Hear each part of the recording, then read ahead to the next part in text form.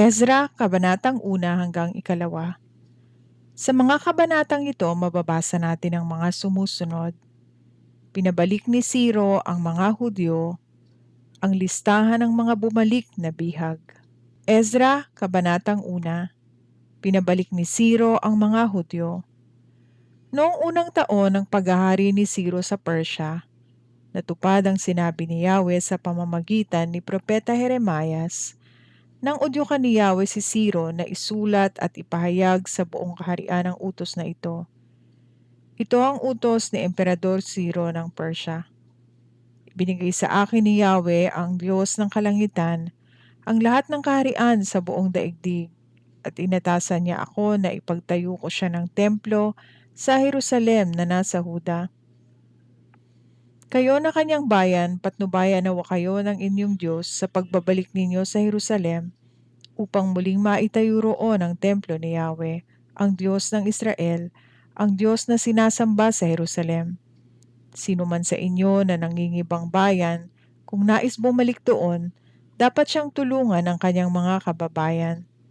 Dapat siyang bigyan ng pilak at ginto, mga bagay na kakailanganin at mga hayop, gayon din ang mga kusang kaloob na handog para sa templo ni Yahweh sa Jerusalem.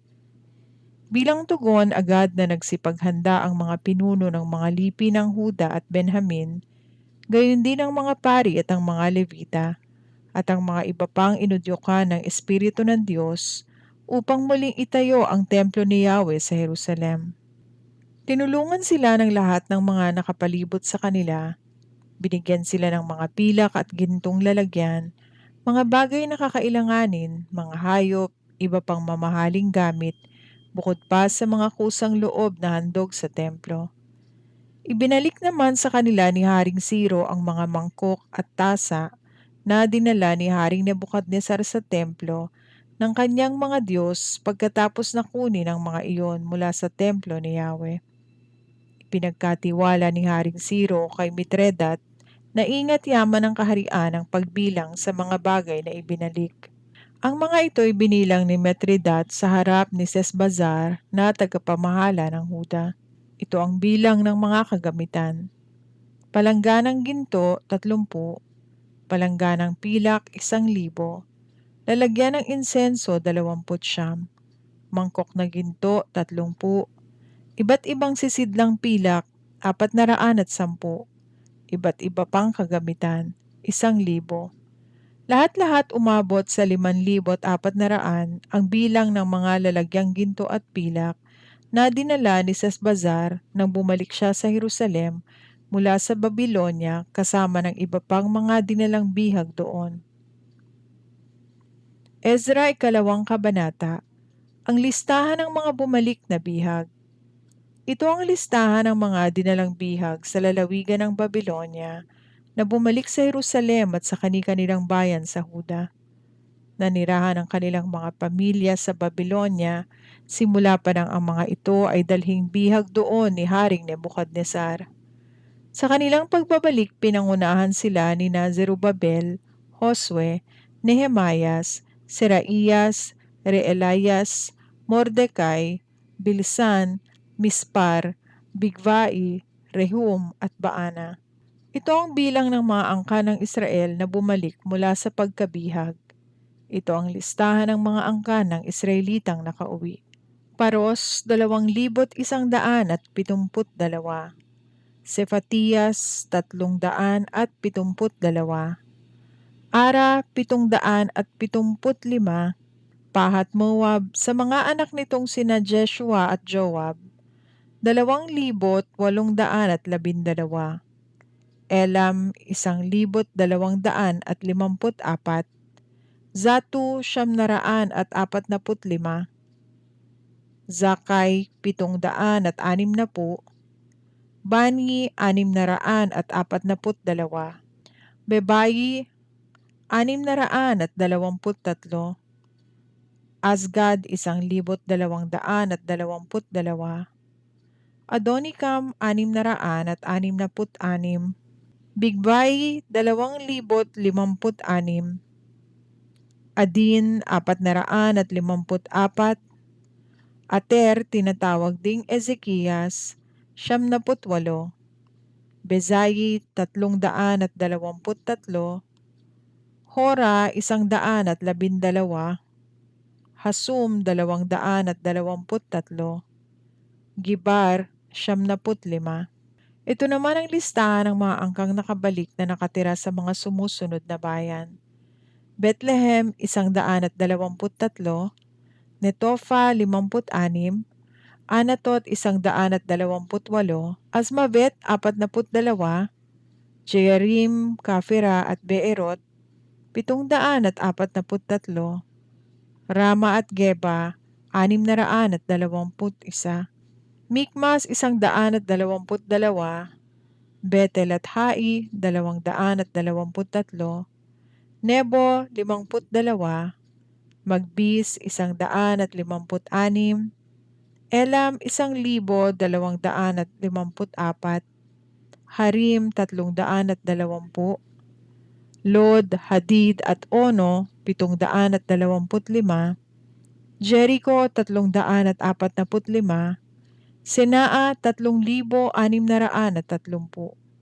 Ito naman ang listahan ng mga angkan ng pari. Jedaiyas mula kay Jeshua, 773. Imer, 1,052. Pashur, 1,247. Harim, 1,017.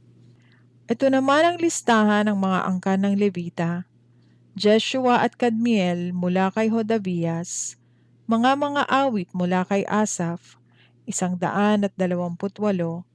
Mga bantay pinto mula kina Salum, Ater, Talmon, Akub, Hatita at Subayi, 139. Ang mga manggagawa naman ng templo na nakabalik mula sa pagkabihag ay ang mga angkan ni Ziha, Hasufa, Tabaot, Keros, Siaha, Padon, Lebana, Hagaba, Akub, Hagab, Samlai, Hanan, Gidel, Gahar, Reaiyas, Rezin, Nekoda, Gazam, Uza, Paseya, Besai, Asna, Meyonim, Nefisim, Bakbuk, Hakufa, Harhur, Bazlut, Mehida, Harsa, Barkos, Sisera, Tema, Nezias at Hatifa. Bumalik din mula sa pagkabihag ang mga sumusunod na angkan ng mga lingkod ni Solomon: Sotai, Hasoferet, Peruda, Jaala, Darkon, Gidel, Sefatias, Hatil, Pokeret Hazebayim at Ami. Ang kabuuang bilang ng mga nagmula sa angka ng mga manggagawa sa templo at ang mga lingkod ni Solomon na bumalik mula sa pagkabihag ay 352. May 652 na buhat sa mga angkan ni Dalayas, Tobias at Nekoda ang bumalik mula sa mga bayan ng Telmela, Telharsa, Kirub, Adan at Imer, kahit hindi nila napatunayan na sila'y mga Israelita. Hindi rin mapatunayan ng mga sumusunod na angkan ng mga pari ang kanilang pinagmulang lahi: Habaiyas, Hakoz at Barzilai. Ang kauna-unahang ninuno ng angkang ito ay nakapag-asawa sa anak na babae ni Barzilai na Gileadita, kaya't ang pangalan ng kanilang angkan ay mula sa pangalan ng kanyang biyenan. Hindi sila ibinilang na mga pari sapagkat hindi nila napatunayan kung sino ang kanilang mga ninuno.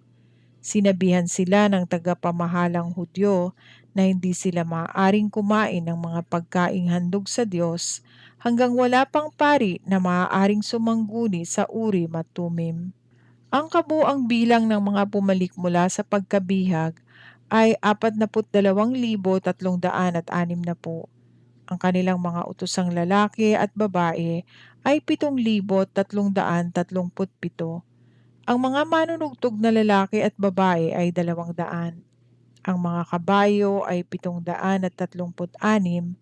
Ang mga mola ay 245. Ang mga kamelyo ay 435. Ang mga asno ay 6,720. Nang dumating na sa templo ni Yahweh sa Jerusalem ang mga bumalik mula sa pagkabihag, ilan sa mga pinuno ng mga angkan ang nagbigay ng kusang loob na handog upang gamitin sa muling pagtatayo ng templo sa dating kinatatayuan nito. Ibinigay nila ang kabuuan nilang makakaya para sa gawaing ito at ang kabuuang naipon ay 500 kilong ginto, 2,800 kilong pilak at 100 kasuotan ng mga pari. Ang mga pari, ang mga levita at ilang mga tao ay nanirahan sa loob mismo ng lungsod ng Jerusalem at sa palibot nito. Ang mga manunugtog, ang mga bantay sa templo, at ang mga manggagawa sa templo ay nanirahan naman sa mga karatig bayan. Ang ibang mga Israelita ay nanirahan sa mga bayang pinagmulan ng kani-kanilang mga ninuno.